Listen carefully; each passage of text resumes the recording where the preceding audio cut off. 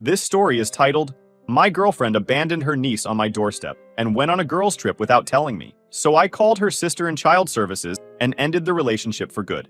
Hi everyone. Before we dive in, a quick favor.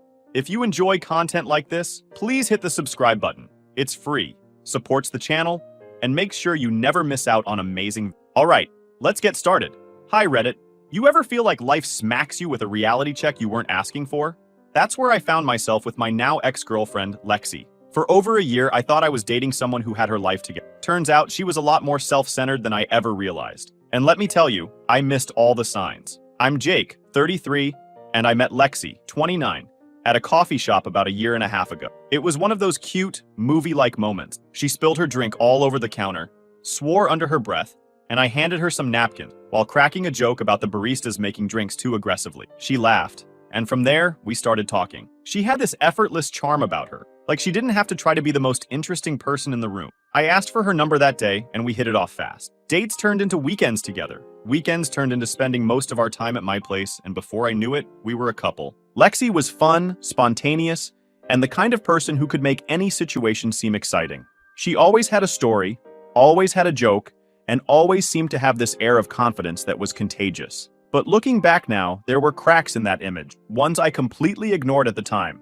One of the first red flags I missed was how Lexi talked about her family. She had an older sister, Emma, who she described as a mess. Emma was a single mom to an 8-year-old daughter, Lily, and Lexi never missed a chance to complain about them. Anytime Emma needed help with Lily, Lexi would go on about how inconvenient it was. She treats me like her personal babysitter, Lexi would say, rolling her eyes. I have my own life, you know?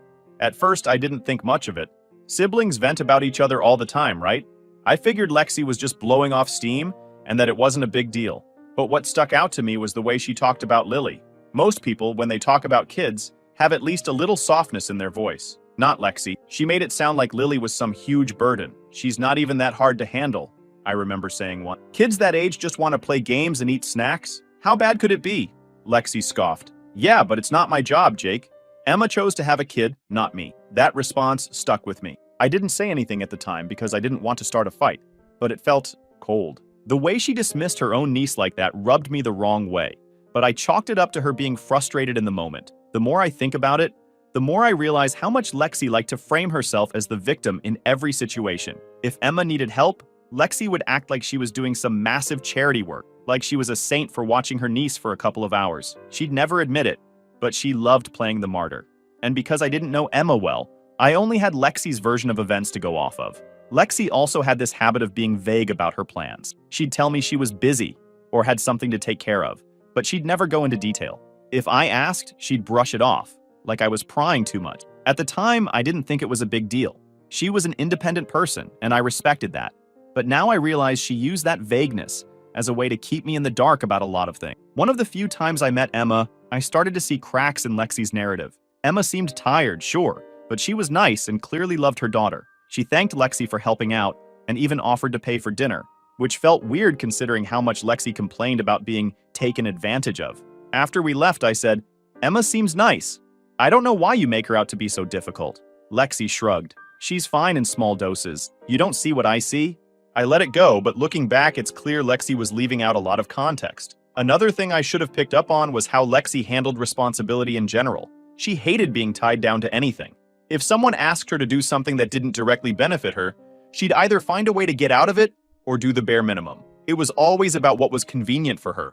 One time, a friend asked if she could pet sit for a weekend. Lexi agreed, but when the time came, she handed me the key and said, You're better at this kind of stuff. Can you check on their dog for me? At the time, I thought it was funny, like she was just being lazy. But now, I see it for what it was. She didn't want to deal with anything that took effort. That laziness bled into how she treated me, too. If we made plans, I was always the one organizing everything.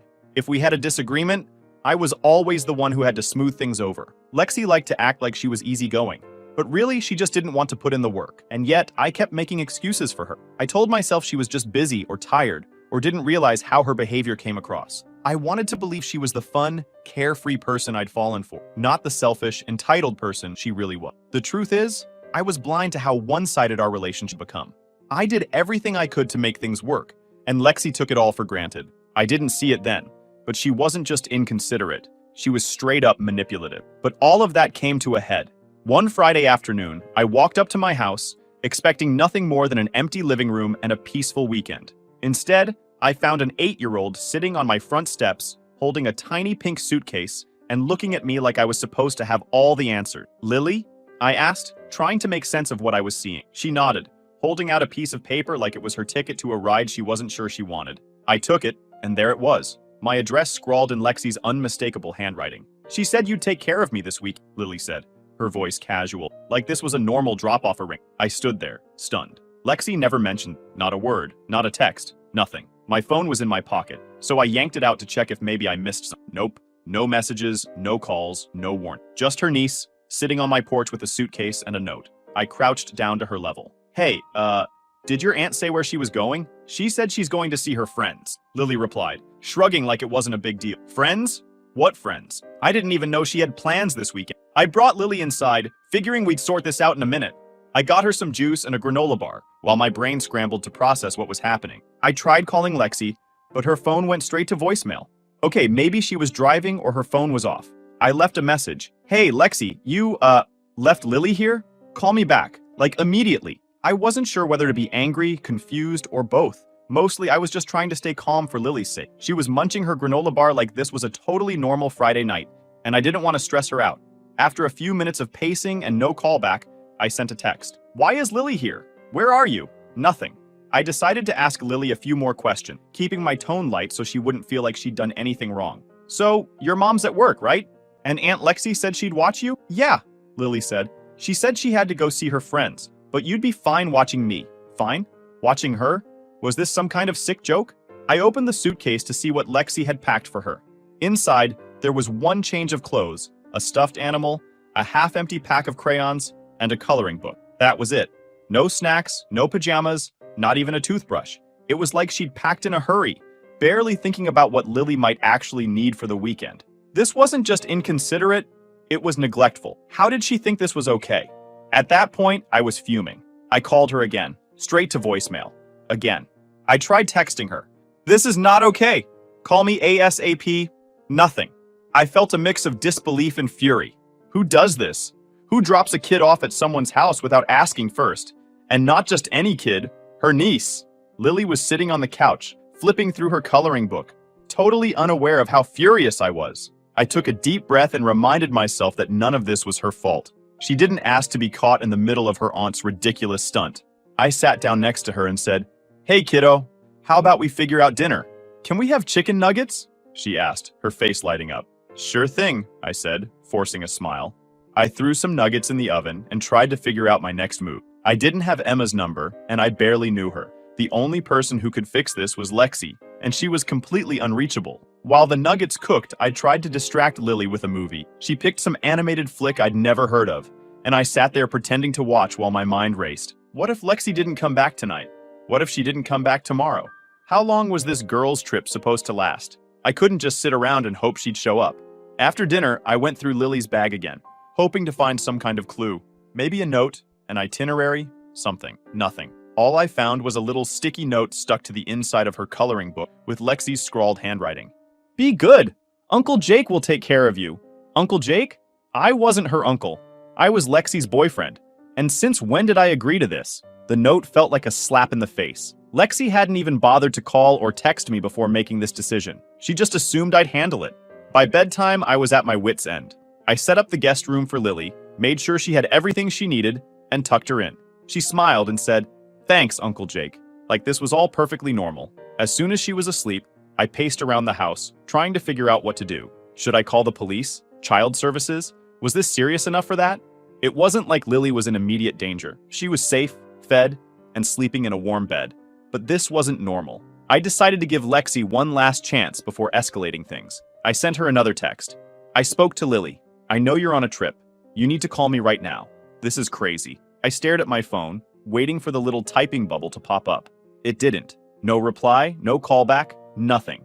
At that point, I realized two things. First, Lexi wasn't going to call me back anytime soon. She dropped Lily off and clearly thought that was enough. Second, I was going to have to figure this out on my own. I made a mental note to call a mutual friend in the morning to see if they could help me track down Emma's number. If Lexi wasn't going to step up, I'd have to go straight to the source. As I lay in bed that night, I couldn't stop replaying everything in my head. All of it felt surreal. Lexi had always acted like she was so put together, like she had everything under control. But this was something else entirely. Something had to give, and I wasn't going to let Lexi's irresponsibility slide. Not this time. The next morning, I woke up still annoyed and confused. I checked my phone. No missed calls or texts from Lexi. At this point, I wasn't even surprised. I got up, made Lily some breakfast, and tried to focus on her instead of the mess Lexi had dumped on me. Lily was a sweet kid, totally unbothered by the chaos her aunt had caused. She chatted about her favorite shows while munching on her pancakes, and I nodded along, trying not to let my frustration show. Once breakfast was done, I set her up with some cartoons and started making calls. My first priority was to get in touch with Emma. I didn't have her number, but I figured someone in our circle might. I called a mutual friend, Sarah, and explained the situation. Wait, Lexi dropped her niece at your place without telling you? Sarah sounded as shocked as I felt. Yeah, I said. And now she's off on some girls' trip, completely unreachable. Do you have Emma's number? I need to let her know what's going on. Sarah paused for a moment before saying, I don't have her number, but I know someone who might. Let me text you in a bit. I thanked her and hung up, already feeling a little better.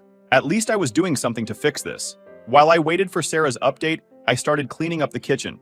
That's when it hit me. I still didn't know where Lexi actually was. She'd told Lily she was visiting friends, but that was vague as hell. I grabbed my phone and decided to do some digging. I opened Instagram, and sure enough, there she was, posting stories like nothing was wrong. The first one was a selfie by a pool, captioned, "Finally some me time."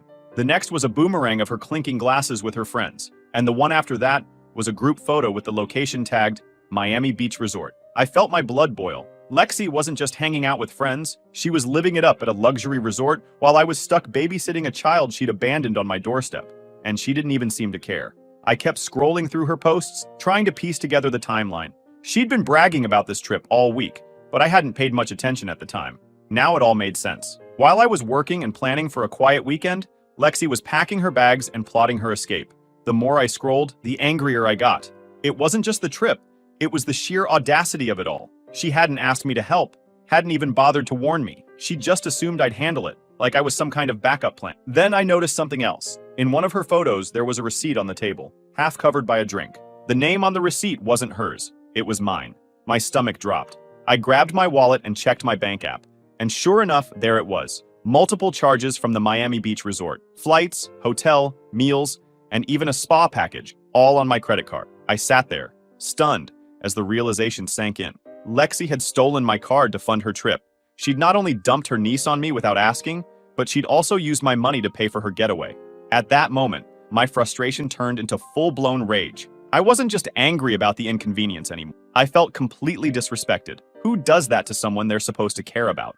I called my bank immediately and reported the charges as unauthorized. The customer service rep was helpful, walking me through the process of disputing the charges and canceling my card. By the end of the call, I felt a small sense of relief. At least Lexi wouldn't get to enjoy any more of my money. Sarah texted me shortly after, saying she'd found Emma's number through another friend. I called Emma immediately, and when she picked up, I wasted no time explaining what was going on. At first, she didn't believe me. Wait, Lexi left Lily with you? Why would she do that? She said you asked her to babysit while you were at work, I said. But instead of watching Lily, she dropped her at my house and took off for a trip. Emma was silent for a moment before saying, I don't understand. I paid her to watch Lily. Why would she leave her with you? That stopped me in my tracks. You paid her? Yeah, Emma said, her voice tight. I always pay her when she babysits. She made it clear she wouldn't do it otherwise. I didn't know what to say. Lexi had always acted like she was doing Emma a huge favor by watching Lily, but apparently she was getting paid for it. All those times she complained about being taken advantage of? Total lies. Emma apologized over and over, saying she never would have trusted Lexi if she'd known this would happen. She promised to fly home early and asked me to keep Lily safe until she got there. No problem, I said. I'll make sure she's okay. By the time I hung up, I felt like I'd been hit with a truck. Not only had Lexi lied to Emma, but she'd also lied to me about why she was helping her sister in the first place. It wasn't about family, it was about money. And when she couldn't be bothered to fulfill her end of the deal, she dumped Lily on me like I was her personal assistant. I sat down on the couch, staring at my phone, trying to process everything. Lexi had shown me exactly who she was, and it wasn't pretty. She was selfish, entitled, and completely irresponsible. And the worst part? She didn't even seem to care. Lily looked up from her coloring book and smiled at me. Uncle Jake, Can we go to the park later? Of course, I said, forcing a smile. At least one of us deserved a good day. After the park, we grabbed some takeout for lunch. While Lily was eating her nuggets and fries, I scrolled through Instagram again, half hoping to see Lexi's post pop up with some kind of clue about when she'd be back. And there it was, a new story. Lexi was lounging by a pool, her sunglasses perched on her head, and the caption read, "Living my best life." I slammed my phone down on the table so hard that Lily looked up, startled. "Sorry, kiddo," I said, forcing a smile. "Just dropped my phone." She nodded and went back to her fries, but I couldn't focus.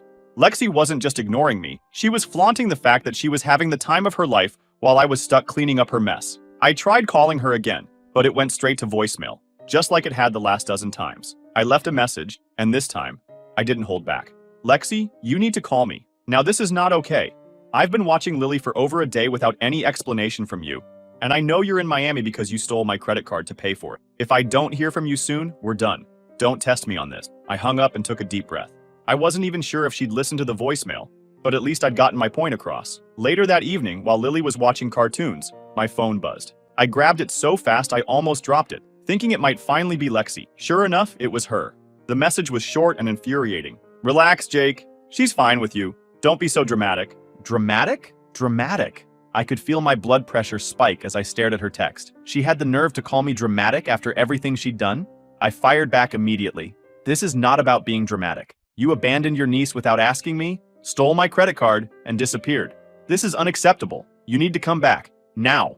Her response came almost instantly. "Ugh, Jake, chill out. You're good with kids. It's just for a couple of days." At that point, I wasn't even mad anymore. I was furious. She wasn't just ignoring the problem, she was acting like it didn't even exist. I didn't bother replying. I needed to cool down before I said something I couldn't take back. Instead, I called Emma again to let her know what was going on. "She texted you that?" Emma said, her voice tight with anger. "I can't believe this. She's completely out of control. I'm flying home tomorrow, Jake. Just hang in there a little longer." I told her not to worry and that Lily was fine, which was true. Despite everything, Lily was still her cheerful self, drawing pictures and telling me stories about school. She had no idea the adults in her life were completely losing it. The next day, while I was making breakfast, I got another message from Lexi. This time, it wasn't just her brushing me off. It was an accusation. "You're seriously ruining my trip. I trusted you to handle this, and now you're acting like a child. Grow up, Jake." That was it. I wasn't going to let her twist this around and make me the bad guy. I called her, and this time, she actually picked up. "Finally," I said, my voice sharp. "What the hell is wrong with you, Lexi?" She sighed like I was the one being unreasonable. "You're so dramatic, Jake. I trusted you because you're good with kids. This isn't a big deal. You're just overreacting. I was so mad I could barely think straight. You know what? Don't bother coming back here. We're done. I've had enough of your selfish crap." "Jake, don't be stupid," she said, her voice rising. "You're going to break up with me over this? Seriously? You're such a—" I hung up before she could finish. I wasn't going to sit there and let her insult me after everything she'd pulled. After the call, I blocked her number. I was done letting her push me around and make me feel like I was the crazy one. When Emma's flight landed later that evening, she came straight to my house to pick up Lily. I told her everything that had happened. Emma was livid. "She's going to pay for this," she said, holding Lily close. "I'll make sure of it." After they left, I thought things might finally start to settle down, but I was wrong. This wasn't over, not by a long shot. The chaos Lexi unleashed didn't end the moment I kicked her out of my life. In fact, that's when the fallout truly began. I started by following up with my bank. The customer service rep I spoke to had been great about disputing the charges when I first called, but now they wanted more details for their investigation. I forwarded them screenshots of Lexi's Instagram posts, showing her tagged at the Miami Beach resort, along with copies of my bank statements highlighting the unauthorized charges. "We'll escalate this to our fraud department," the rep told me. "If the charges were made without your authorization, we'll flag them and notify the proper authorities." Hearing that felt like a small victory. Lexi thought she could get away with using my money for her selfish trip, but now it was going on record as fraud. The next call I made was to the Miami Beach resort. I explained the situation to their customer service team, letting them know the charges were disputed because Lexi had used my card without permission. The woman on the other end sounded appalled. "I see the reservations," she said. "It looks like 2 nights were already completed, but the remaining nights have been canceled." "Great," I said. "And what happens now?" "Well," she continued, "since the payment is under investigation and flagged as unauthorized, her account here will also be flagged for fraud. She won't be able to book with us in the future." That was the icing on the cake. Lexi loved flaunting her luxury trips. and now one of her go-to spots was banning her. It wasn't going to undo the damage she'd done, but it was a step in the right direction. Meanwhile, Emma and I stayed in close contact. She was furious and laser-focused on making sure Lexi couldn't pull a stunt like this again. I filed the CPS report, Emma told me during one of our calls. I explained everything, how Lexi agreed to babysit Lily, then abandoned her at your house without asking, and how you had to step in to make sure she was safe. Good, I said. What else can I do to help? They might ask for a statement from you, she said. Having your perspective as someone who was directly impacted will strengthen the case. It didn't take long for CPS to reach out. They wanted me to give a full account of what had happened, and I didn't hold back. I told them how I found Lily on my doorstep, how Lexi ignored my calls and texts for days, and how she left Lily with barely enough supplies for a weekend. She didn't even bother to confirm I was home, I told the caseworker. If I'd been out of town, Lily would have been stranded. The caseworker was taking notes the entire time, occasionally asking clarifying questions. Then they asked about the credit card situation, and I explained how Lexi had used my card to book her trip. I sent them copies of my dispute with the bank and screenshots of Lexi's social media posts, which made it painfully obvious she was living it up on stolen money. This is very concerning, the caseworker said.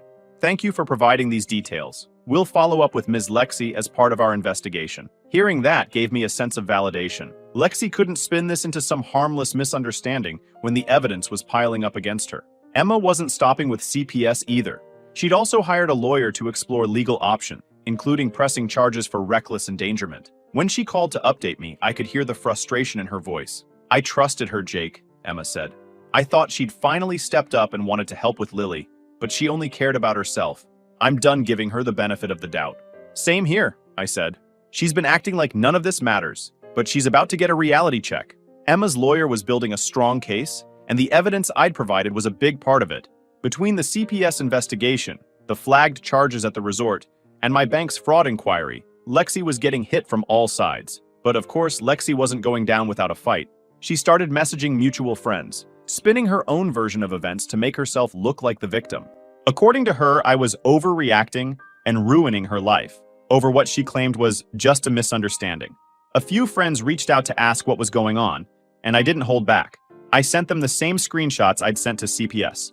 It didn't take long for the truth to spread. One friend, Sarah, summed it up perfectly. Yeah, she's screwed.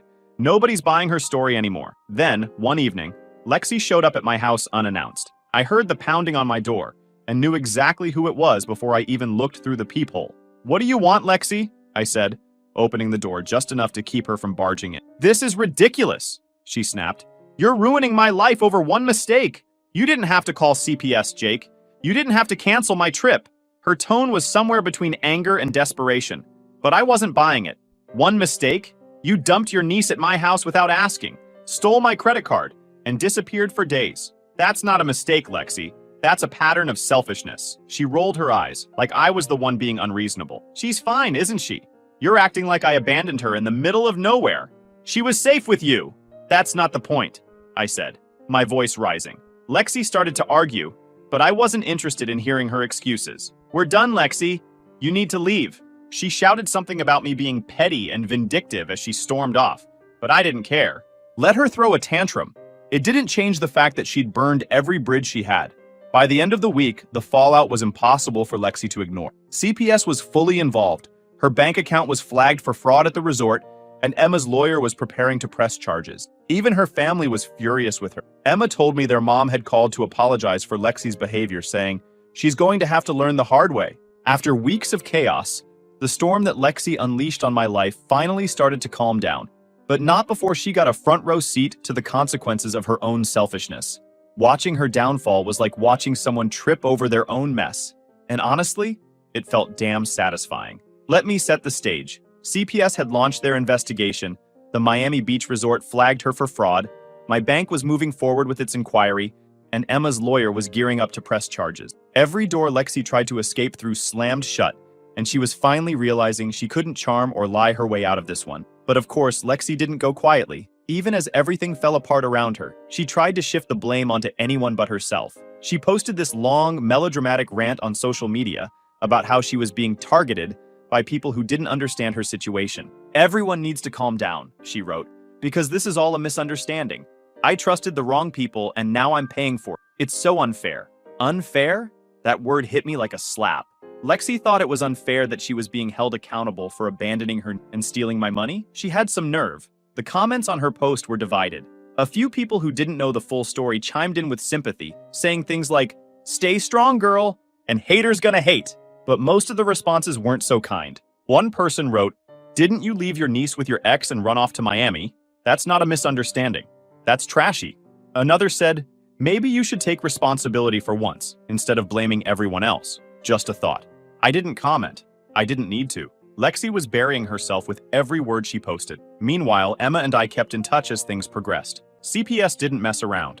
They interviewed Lexi, and according to Emma, it didn't go well for her. She tried to play it off like she didn't know it was a big deal, Emma told me during one of our calls. But the caseworker wasn't buying it. They told her straight up that abandoning Lily like that was neglect, and they're recommending mandatory counseling if she wants to stay in her life. Hearing that made my day. Lexi had spent so long acting like she could do whatever she wanted, but now she was finally being forced to face reality. But it didn't stop there. Emma's lawyer was relentless, gathering evidence and building a case for reckless endangerment. Lexi's careless actions had put Lily in a vulnerable position, and that wasn't something Emma or the law was going to overlook. And then there was the financial side of things. My bank officially ruled the charges Lexi made on my credit card as fraud, and they refunded every cent. The Miami Beach resort? They blacklisted her completely, and I heard through the grapevine that they'd flagged her name in their system so she couldn't even try to book under a different card. She'd burned bridges with everyone. Her family wasn't speaking to her. Her friends were distancing themselves, and she was basically persona non grata in every circle she used to move in. One of the most satisfying moments came when Emma updated me about her lawyer's next steps. Emma's lawyer filed the paperwork, and the case moved forward. Lexi tried to play the victim, but the evidence was overwhelming. All of it painted a clear picture of someone who cared more about themselves than anyone else. I didn't have to testify in court, but I was ready to, if it came to that. The thought of Lexi squirming under questioning was enough to put a smile on my face. In the end, the court ruled in Emma's favor. Lexi was ordered to attend mandatory counseling, pay a hefty fine, and complete a parenting class if she wanted to have any future involvement in Lily's life. The reckless endangerment charges didn't lead to jail time, but they were enough to leave a permanent mark on her record. Emma told me that Lexi broke down in tears when the judge handed down the decision, but I couldn't bring myself to feel sorry for her.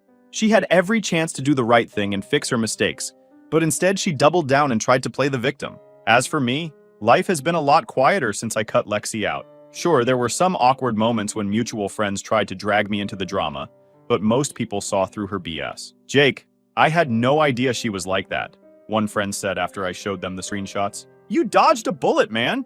And they were right.